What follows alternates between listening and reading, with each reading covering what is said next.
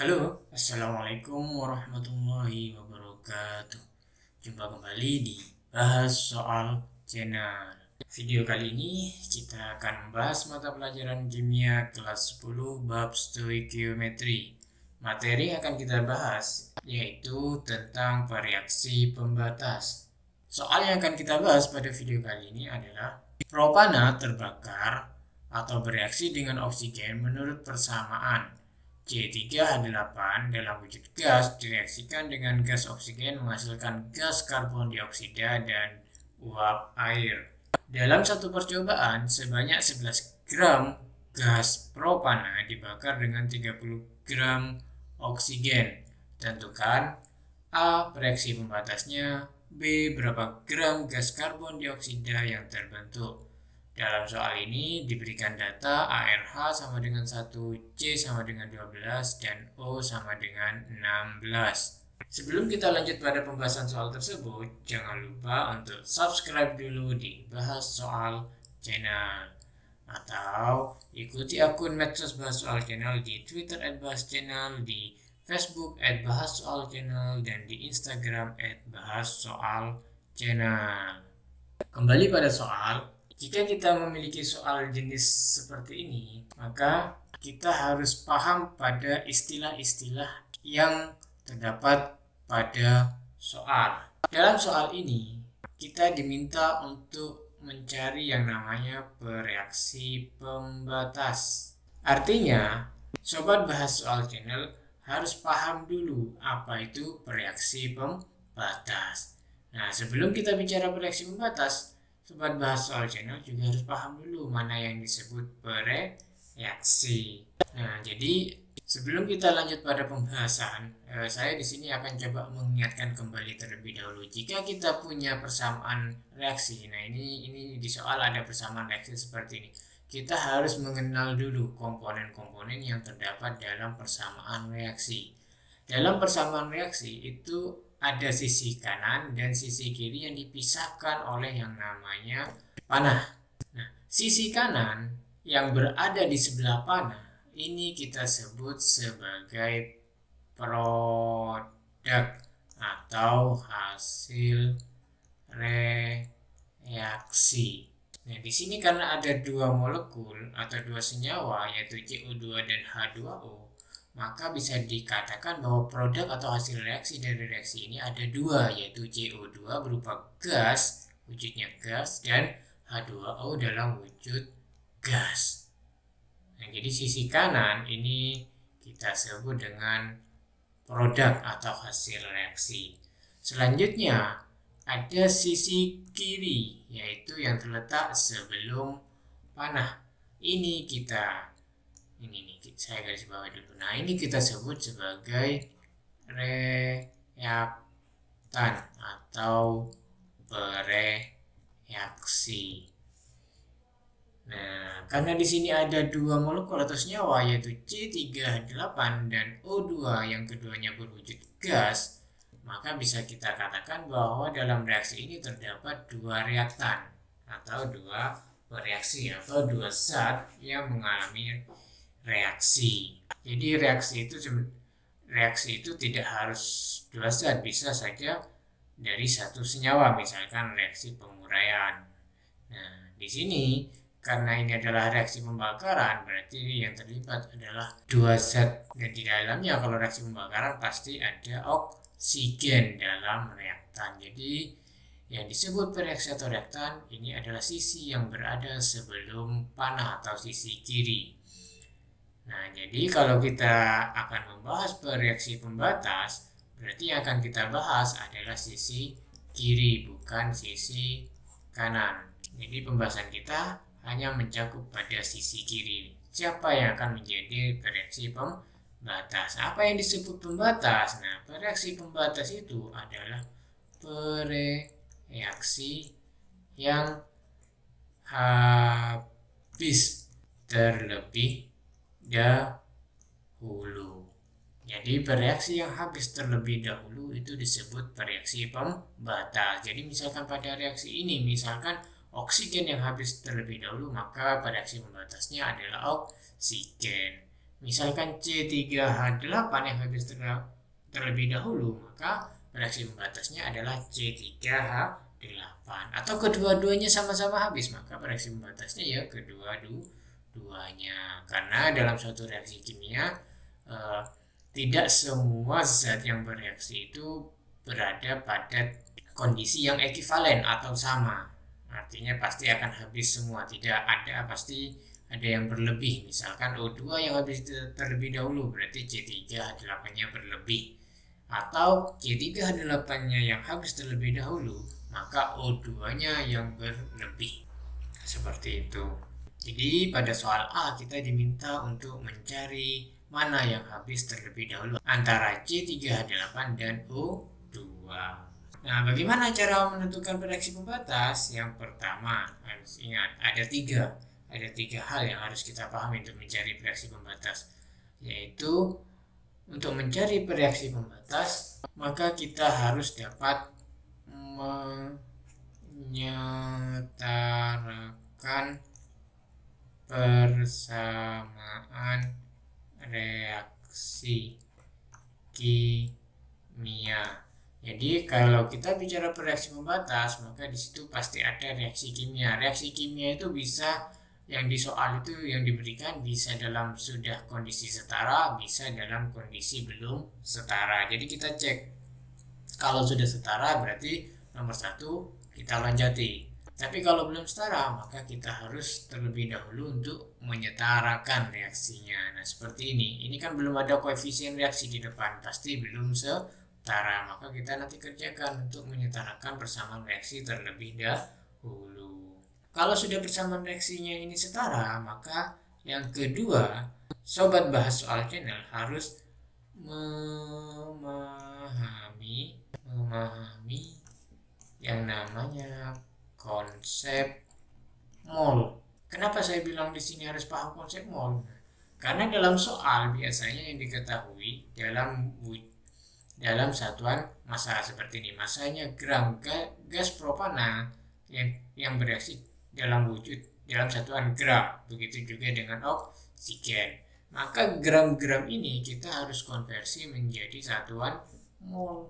Nah, ini berapa mol? Nah, ini setara berapa mol kalau 11 gram? 30 gram setara berapa mol? Nah, untuk memahami konversi dari massa ke mol, maka harus paham terlebih dahulu yang namanya konsep mol. Artinya setidaknya bisa menghitung atau mengkonversi massa jadi mol.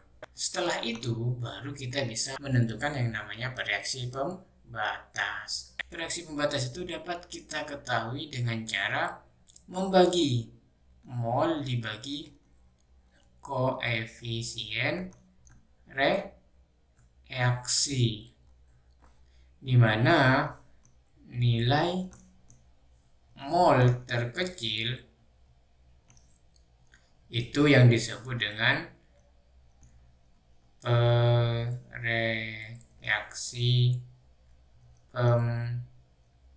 pembatas. Jadi kalau sudah menyetarakan persamaan reaksi berarti kita tahu koefisien reaksinya, kemudian kita paham konsep molnya. Nah, nilai mol dibagi koefisien reaksi tersebut maka akan bisa menentukan reaksi pembatas, di mana nilai mol terkecil itu adalah reaksi pembatasnya. Jadi misalkan nanti kita ketahui misalkan nilai mol O2 setelah dibagi koefisiennya itu paling kecil, maka O2 ini akan bertindak sebagai reaksi pembatas. Artinya O2 ini akan habis terlebih dahulu dalam reaksi ini, dan C3H8 akan bersisa. Atau sebaliknya, misalkan nanti kita hitung molnya C3 dibagi koefisien reaksinya C3, ternyata nilainya lebih kecil daripada hasil pembagian mol O2 dibagi koefisien O2. Artinya C3H8 ini akan menjadi reaksi pembatas. Dia akan habis terlebih dahulu dalam reaksi ini,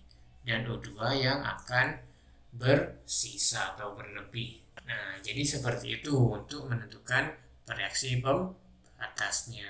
Selanjutnya, untuk pertanyaan B, berapa gram gas karbon dioksida yang terbentuk? Ini hanya mengikuti sisanya saja nanti. Oke, nggak perlu berlama-lama lagi, kita langsung coba kita kerjakan soal ini. Kita mulai dengan Langkah pertama yaitu menyetarakan persamaan reaksi kimianya terlebih dahulu. Langkah pertama tadi menyetarakan persamaan reaksi kimia. Nah, oke, saya tulis dulu di sini. Tadi persamaan reaksi kimianya yaitu C3H8 dalam wujud gas direaksikan dengan O2 dalam wujud gas menghasilkan gas karbon dioksida dan uap air. Nah, ini saya agak kasih kosong ini biar nanti jadi tempatnya koefisien reaksi. Jika ada dari sobat bahas soal channel yang belum paham cara menyetarakan persamaan reaksi kimia sederhana seperti ini, teman-teman dapat cek di deskripsi di bawah. Saya berikan link terkait video penyetaraan reaksi kimia sederhana dengan metode matematika. Jadi persamaan reaksi kimia ini penyetarannya ada dua metodenya, yaitu metode langsung dan metode matematika. Jadi yang ingin melihat penyetaraan persamaan reaksi kimia sederhana dengan metode matematika dapat klik link di deskripsi di bawah atau cek aja di playlist kelas 10 stoikiometri, cari aja videonya di situ. Pada video ini saya akan coba melakukan penyetaraan reaksi kimia dengan metode langsung karena ini sifatnya lebih sederhana, jadi nggak perlu pakai matematis, tinggal kita pakai metode langsung saja ini. Gimana caranya? Caranya sederhana, kita cari atau kita tentukan satu molekul yang unsur penyusunnya paling banyak, ya dalam arti di sini C3H8, yaitu C-nya 3 hanya 8, yang lain kan sederhana. Nah, ini kita jadikan patokan untuk penyetaraan reaksinya. Dalam C3H8, C-nya ada 3. Kita lihat di kiri, kita sebut ini kiri, atau di ini kita sebut kanan. Kiri atau tadi kita sebut kiri itu apa? Reaktan atau bereaksi. Sedangkan kanan itu produk atau hasil reaksi. Nah, di kiri di reaktan ini C-nya ada 3. Ada lagi nggak C di reaktan? Nggak ada. Jadi hanya ada 3. Maka kalau sudah nggak ada lagi, kita pindah ke kanan, ke produk atau hasil reaksi. Ada C, ada di sini 1. Nah, di sini 1, di sini 3. Maka jumlahnya tidak sama. Kita samakan. Menyamakannya bagaimana? Yang kecil mengikuti yang besar, karena ini 3, ini 1, maka 1 kita ubah menjadi 3. Caranya apa? Dengan kita berikan koefisien reaksi sebanyak 3.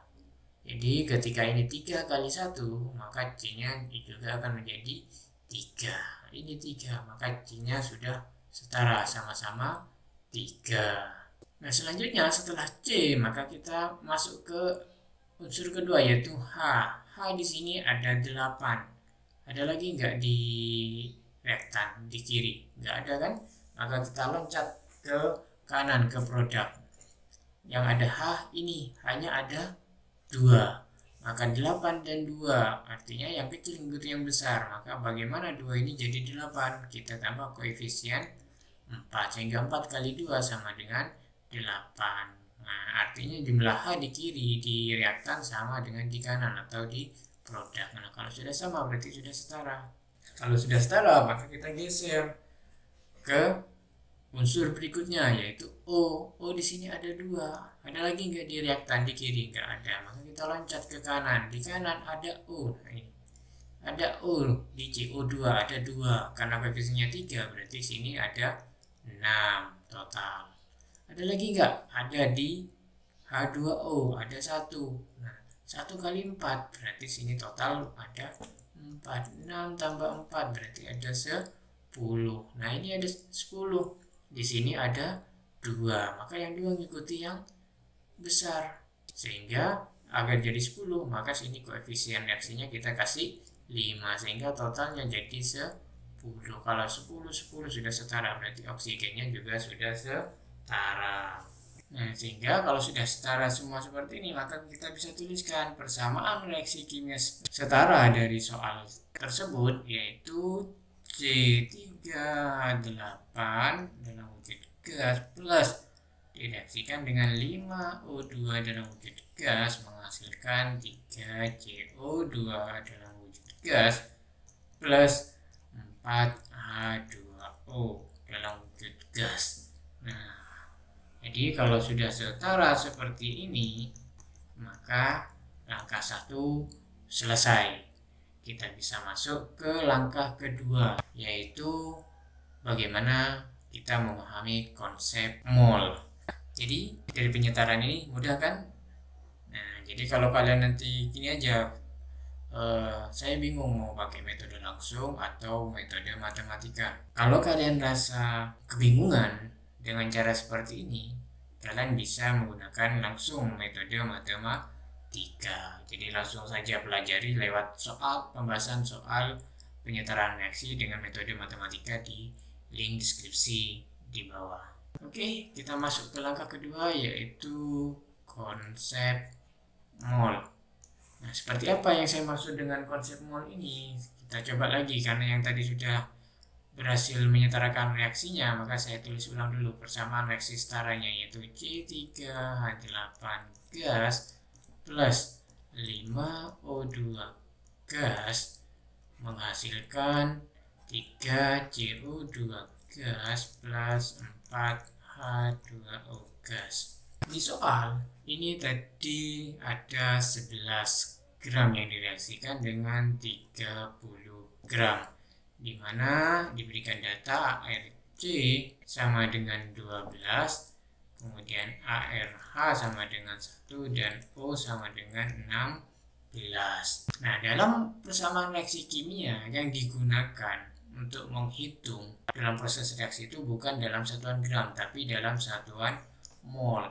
Sehingga kita harus bisa mengkonversi gram massa ini dalam satuan mol. Gimana caranya? Kita harus ingat mol sama dengan massa dibagi AR atau MR. Jadi untuk mengetahui molnya C3H8 dan O2, maka kita harus tahu dulu AR dan MR dari C3H8 dan O2. Nah, karena C3H8 dan O2 ini bukan satu atom tunggal, maka kita tidak pakai MR, kita pakainya MR, yaitu molekul. Nah, ini kita coba saja dulu hitung. MR C3H8 ini sama dengan C-nya ada 3, berarti 3 kali ARC kurung. Kenapa kurung? Karena masih ada H, berarti ditambah hanya 8, buka kurung, 8 kali ARH. Nah, 3 kali ARC-nya berapa? 12. 12 tambah 8 kali ARH-nya berapa? 1. Berarti 36 tambah 8. Ini sama dengan 44. Berarti MR-nya C3H8 adalah 44. Selanjutnya kita hitung MrO2, berarti sama dengan O-nya ada 2, berarti 2 kali ArO, berarti 2 kali 16 sama dengan 32, berarti MR-nya O2 adalah 32. Nah, setelah kita tahu MR-nya tadi ini adalah 44 dan ini 32, MR. Nah, maka kita hitung. Bisa kita hitung mol C3H8 ini sama dengan massa C3H8 dibagi MR C3H8. Massanya berapa? 11 gram dibagi 44, maka sama dengan 0,25 mol. Selanjutnya, mol O2 adalah sama dengan massa O2 dibagi MrO2. Massa O2 berapa? 30 gram dibagi MR-nya 32. Ketemu sama dengan 0,9375 mol. Jadi kita sudah berhasil mengkonversi 11 gram dari C3H8 itu setara dengan 0,25 mol. Sedangkan 30 gram dari O2 itu setara dengan 0,9375 mol. Sehingga langkah selanjutnya yaitu kita dapat menentukan reaksi pembatas. Nah, jadi kita dapat menentukan reaksi pembatasnya. Caranya gimana? Tetap kita tulis ulang persamaan reaksinya ya. C3H8 gas plus 5O2 gas menghasilkan 3CO2 gas plus 4H2O gas. Di sini kita punya tadi 0,25 mol. Sedangkan ini 0,9375 mol. Maka untuk menentukan reaksi pembatasnya tadi yaitu mol dibagi koefisien reaksi. Maka ini dibagi koefisien reaksinya berapa? Nggak ditulis di sini berarti 1. Sedangkan ini dibagi 5. Sehingga di sini 0,25 mol tetap ini adalah 0,1875 mol. Dari dua nilai mol ini setelah dibagi dengan koefisien reaksinya, maka kita perbandingkan mana yang lebih kecil, 0,25 atau 0,185. Ternyata ini lebih kecil, sehingga bisa dikatakan reaksi pembatasnya adalah oksigen atau O2. Karena apa? Karena nilai molnya setelah dibagi koefisien lebih kecil daripada nilai mol dari C3H8 setelah dibagi koefisien. Jadi pertanyaan yang A sudah terjawab selesai. Selanjutnya kita coba kerjakan soal yang B, yaitu menentukan berapa massa CO2 yang dihasilkan. Caranya bagaimana? Nah, caranya seperti ini. Tetap kita tulis ulang dulu persamaan reaksinya, yaitu C3H8 gas plus 5O2 gas menghasilkan 3 gas karbon dioksida plus 4H2O gas. Tadi ini kita tulis sini kondisi awal. Kondisi awal tadi 0,25 mol. Sedangkan yang O2 tadi adalah 0,9375 mol. Yang ini belum ada karena masih kondisi awal, jadi belum terbentuk. Nah, pada proses reaksi kita tadi gunakan nilai bereaksi pembatasnya. Tadi diketahui bahwa ini bereaksi pembatasnya adalah 0,1875 mol. Artinya per 1 mol ini akan habis sebegini banyaknya. Jadi karena ini hanya 1 mol, satu koefisiennya 1, berarti ini 1 mol, maka sini yang bereaksi adalah si nilai bereaksi pembatas, yaitu 0,1875 mol. Nah, karena ini bereaksi berarti ini berkurang. Kenapa berkurang? Karena ini di reaktan dan ini produk. Nah, kalau reaktan berarti kalau dia bereaksi berarti kondisi awalnya akan berkurang. Seperti itu. Nah, di sini untuk 1 molnya 0,1875. Karena ini ada 5, berarti ini akan berkurang 0,9375 mol. Jadi tinggal kalikan 5 saja. Nah, karena ini 3, maka ini kalikan 3. Nah, tapi kan bedanya ini produk. Kalau produk berarti dihasilkan, berarti bertambah. Bertambah, tandanya itu bertambah. Bertambah berapa? Ya udah, ini kali 3. 3-nya berapa? 0,5625 mol. Nah, sedangkan ini ada 4.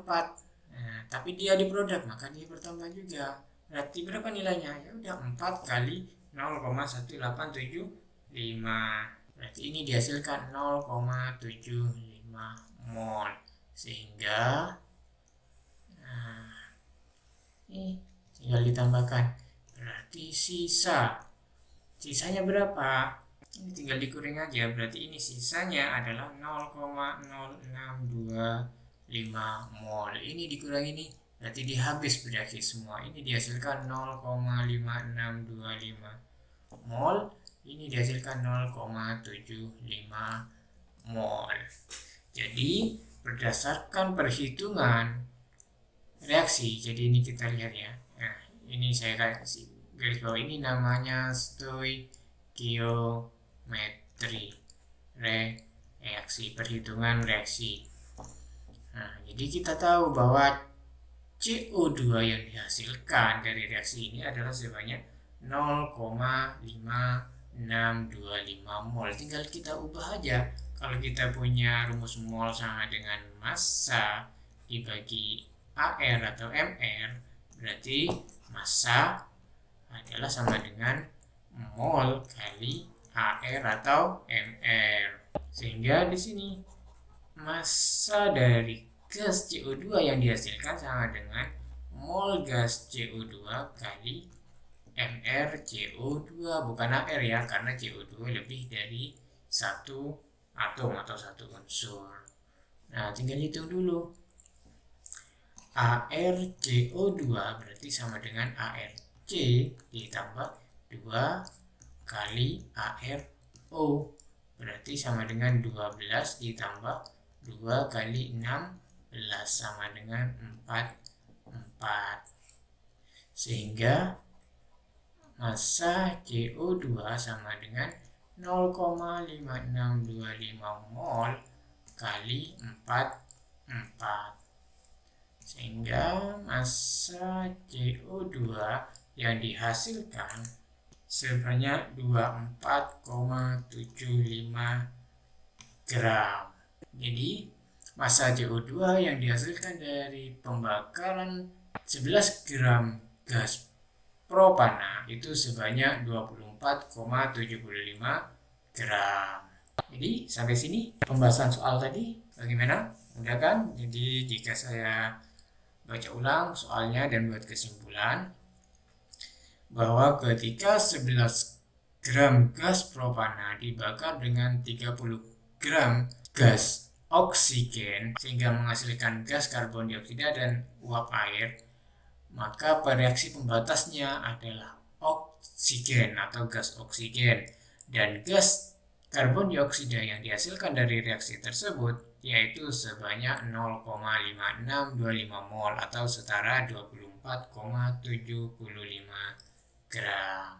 Nah, dari pembahasan tersebut, jika masih ada sobat bahas soal channel yang belum paham atau tidak mengerti, silakan tulis di kolom komentar langkah mana atau bagian mana yang tidak dimengerti atau kurang dipahami. Nanti kita akan diskusi di kolom komentar tersebut. Oke, sampai sini pembahasannya. Bagaimana? Mudah kan? Sederhana. Tinggal dipahami ulang, diulang-ulang saja video ini. Insya Allah teman-teman pasti mudah memahaminya. Sekian video pembahasan tadi. Jika dirasa video tadi bermanfaat, jangan lupa untuk like, share, dan subscribe. Sampai ketemu di video pembahasan berikutnya hanya di Bahas Soal Channel.